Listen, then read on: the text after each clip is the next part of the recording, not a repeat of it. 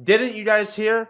February 15th, 2025. We missed the big event. We stuck our heads in the sands like ostriches, just completely oblivious to the big party that happened that nobody heard of. And when I say that nobody heard of, what I really mean is nobody cares, because it was a party for the return of a PDF file. Didn't you guys hear? The Twin Bob welcome home party, guys. The Twin Bob. Which of the twins is responsible for ending up in prison for being a PDF file? And, well, the answer might actually surprise you. So our story begins in good old Punta Gorda, Florida, just right under the jockstrap of Captain Brock Horner, the goddamn best charter captain who's on the fucking water 300 days a year. So Eric Nealon and his brother Derek Nealon were throwing this party in Tampa.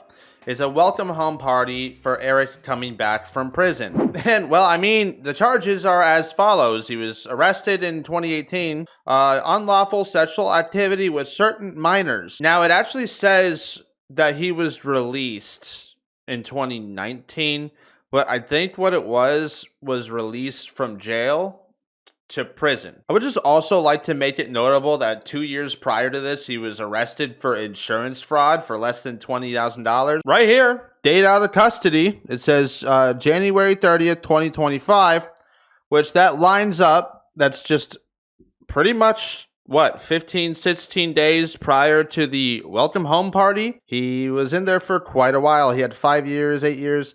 He was in prison for a long time. I just cannot fathom the thought of somebody going to attend a welcome home party for someone who is a convicted pedophile. I cannot fathom people unironically going to this and being like, I'm glad that you're here. I'm glad that you're out. I'm going to go ahead and read a little bit of the information on the case, specifically because of just how ridiculous this sounds. So I know that it's public information because they're registered sex offenders, but I just, for doxing sake, I don't want to, post that here. I just, if anyone genuinely gives a shit, it's a public information. Redacted stated that Eric Nealon agreed to take her to Clearwater to see a friend of hers, but instead was taken to a hotel described as the American Inn in Punta Gorda. Redacted stated that Eric Nealon provided her with alcohol and marijuana. Redacted stated that Eric Nealon performed oral sex on her in the hotel in question. Redacted advised that she did not want to partake in this activity, but was afraid to say no. Now, I have already been made aware of some people who are saying that he did not know that she was underage, that she lied to him. Eric Nealon reportedly gave Redacted $200 in cash,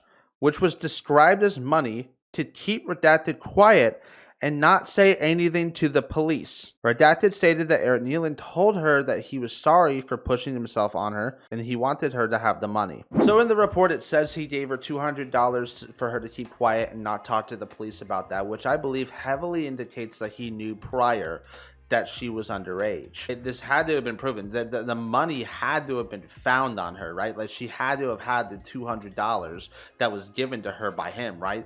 Like, it couldn't just be like a coincidence. Like, that has to be something easily provable in a court of law. Saying that the victim would make false allegations is incredibly fucked up. Now, of course, the story doesn't end there. Eric Nealon isn't the only person in his family that attended this party who is a sexual predator. The story takes us on a magic carpet ride all the way back to January 2012, where Derek Nealon was arrested for lewd behavior with a victim who was 12 years old and up to 16 years old. Hey, you want to come to my party? We're throwing a party. My brother's coming home. Oh, from where? Where's he coming home? Oh, from prison. Oh, what'd he do?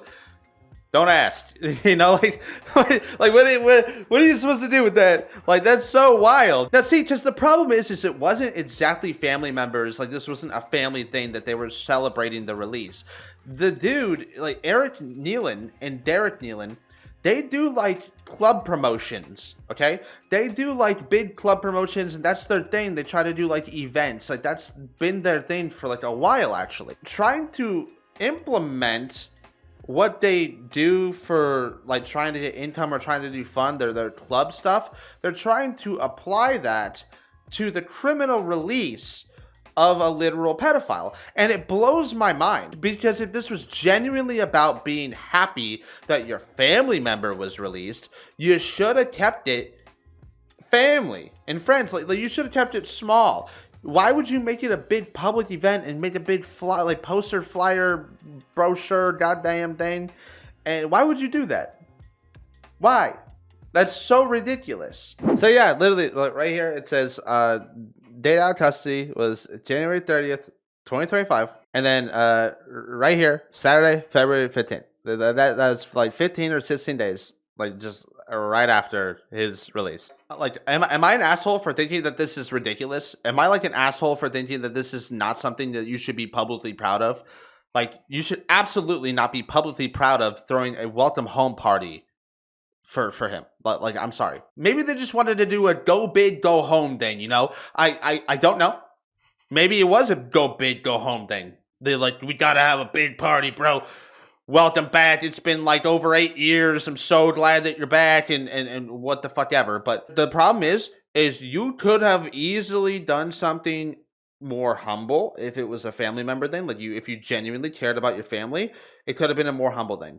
But you decided to make it a big event because it was in line with your interest to be a club promoter, because that's I guess part of your source of income, or I don't know. I don't even think he made some money off it. It doesn't seem to be doing a very good job. I don't know. Yeah, overall, this was a fucking crazy story for me to read up on tonight, and I spent a lot of time researching a lot of past crime. These guys violated their probation a lot, and I mean a fucking lot. Especially Derek violated his probation a lot. He had a lot of warrants from outside the county. There were often times where he missed registering for being a sex offender because you're supposed to register, and he didn't sometimes. Yeah, so overall, crazy fucking story.